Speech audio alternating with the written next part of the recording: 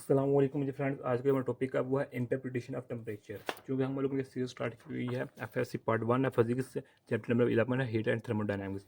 तो इसमें आज हमारे पास वीडियो है इंटरप्रिटेशन ऑफ टेम्परेचर। ओके, तो आइए स्टार्ट करते हैं। बिस्मिल्लाहिर्रहमानिर्रहीम, सल्लल्लाहु अला मुहम्मद सल्लल्लाहु अलैहि वसल्लम। ये सबसे पहले मेरे पास एक इक्वेशन लिखी हुई है, P B equal to n R T. ये बहुत ही मशहूर इक्वेशन है, इसकी जो तारुफ कराने की इंसान भाई थिंक ज़रूरत नहीं है। तो ये मेरे पास आइडियल गैस की जो मेरे पास है वो इक्वेशन है।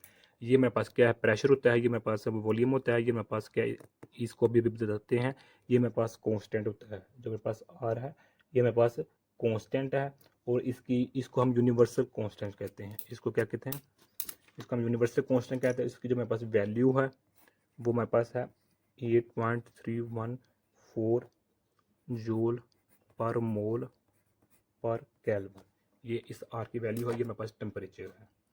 ओके, अब हम बात करते हैं जो मेरे पास ये एन है। ये एन क्या है, ये हमारे पास एक्चुअली देखें जो मेरे पास ये स्मॉल एन है, ये इक्वल होता है एन ओवर एन ए के।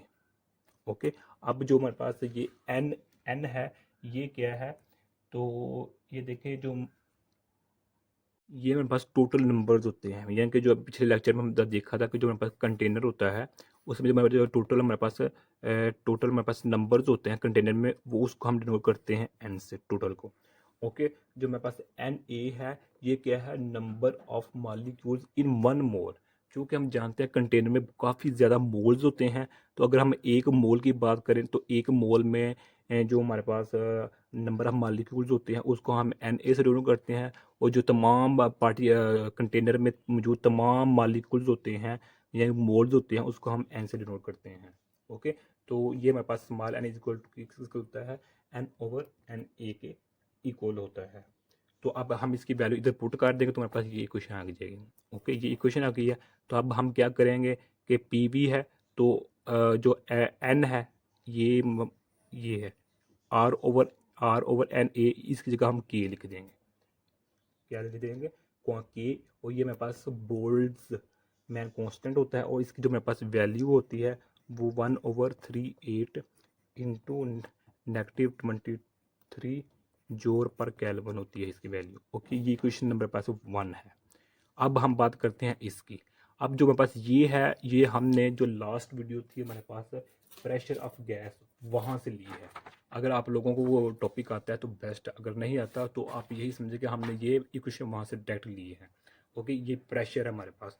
तो अब हम क्या करेंगे, जो मेरे पास वी होगा ये इधर डिवाइड हो रहा है तो इधर जाकर कदम मल्टीपल हो जाएगा। तो पी वी इक्वल ये हो जब बाकी ये वो आ जाएगा। इसको हम इक्वेशन नंबर 2 का नाम दे रहे हैं। देखिए इस इक्वेशन नंबर 1 की भी लेफ्ट हैंड इक्वल ये भी, इसको हम दोनों आपस में कंबाइन कर लेंगे, कंपेयर कर लेंगे।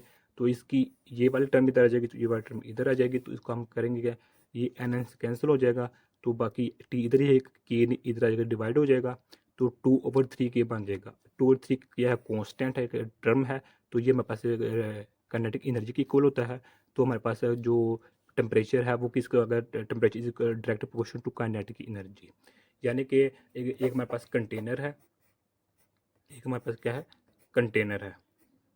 तो कंटेनर में जैसे ही मॉलिक्यूल्स की जो मूविंग की स्पीड होगी वो ज़्यादा होगी तो हम यही समझेंगे कि इसका जो टेम्परेचर है वो इंक्रीज़ हो गया है।